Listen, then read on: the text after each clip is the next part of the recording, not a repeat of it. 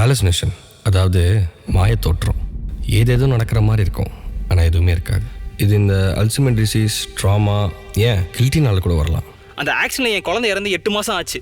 இப்போ வரைக்கும் என் லக்ஷ்மியெல்லாம் ஏற்றுக்கவே முடியல. என்னங்க சொல்றீங்க? டாக்டர், மாஸ்க் போடுங்க. என் பாப்பாக்கு சளி பிடிச்சிரும். லக்ஷ்மி, அவர் மாஸ்கை போட்டு தான் இருக்காருடி. ஆ சொல்லுமா. அப்ப நான் பொய்யாமா?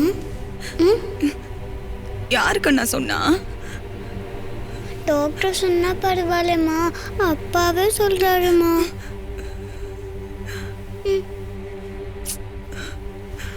உங்களுக்குலாம் மனசாட்சி இல்லையா? டாக்டர் சொன்னா பரவாயில்ல, அப்பாவே பொய்ன்னு சொல்றாங்கன்னு அழுறா. லக்ஷ்மி, உங்க யாரும் இல்ல லக்ஷ்மி. சுகுமார், லக்ஷ்மியை வெளில கூட்டு நம்ம போங்க. குழந்தைய பொய்ன்னு சொல்றீங்களே, நீங்களா ஒரு அப்பாவா? மா மாமா, நீலாம் ஒரு அப்பனாடா? இங்க பார், யார் இருக்காங்களா சொல்லு. யார் இருக்காங்களா? யார் இருக்காங்களா சொல்லு. நம்ம குழந்தை எங்கடி நம்ம குழந்தை சொல்லு. ஏய், யார் இருக்காங்களா? யார் இருக்காங்களா?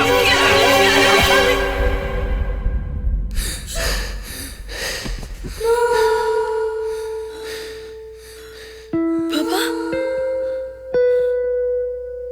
பாப்பா, சொன்னதே திரும்ப திரும்ப சொல்லிட்டு இருக்கா. நானும் எவ்வளவு பொறுமையா இருக்கிறது. எப்பதான் சரியாகும்? பாப்பா, everything has a limit, sir. பாப்பா,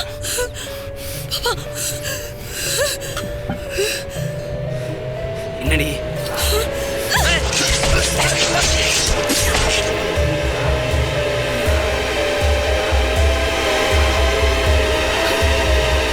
இதெல்லாத்துக்கும் நீதானே காரணம்?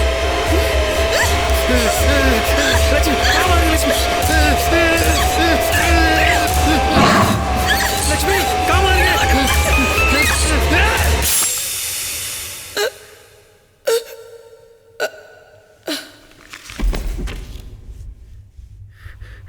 ஹாலுசினேஷன், அதாவது மாயத்தோற்றம். ஏதேதோ நடக்கிற மாதிரி இருக்கும், ஆனால் எதுவுமே இருக்காது. அந்த ஆக்சிடெண்ட்டில் குழந்தை இருந்ததை லக்ஷ்மியால் ஏற்றுக்க முடியாமல் குழந்தை இருக்கிற மாதிரியே நினச்சிக்கிறாங்க. She is just hallucinating. லக்ஷ்மியை புரிஞ்சிக்காம இவர் பண்ண டார்ச்சரில் அவங்க சூசைட் பண்ணுற அளவுக்கு போயிடுச்சு. ஒய்ஃபும் குழந்தையும் தன்னால் இறந்த குற்ற உணர்ச்சி தாங்க முடியாமல் இந்த தப்பெல்லாம் பண்ணது அவரோட பேஷன் நினச்சி ஒரு கற்பனை உலகத்தில் வாழ்கிறார்.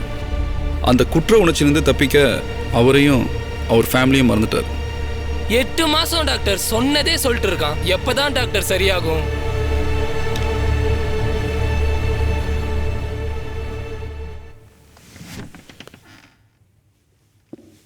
லக்ஷ்மி, வாங்க வாங்க வாங்க. ஏன் லேட்டு?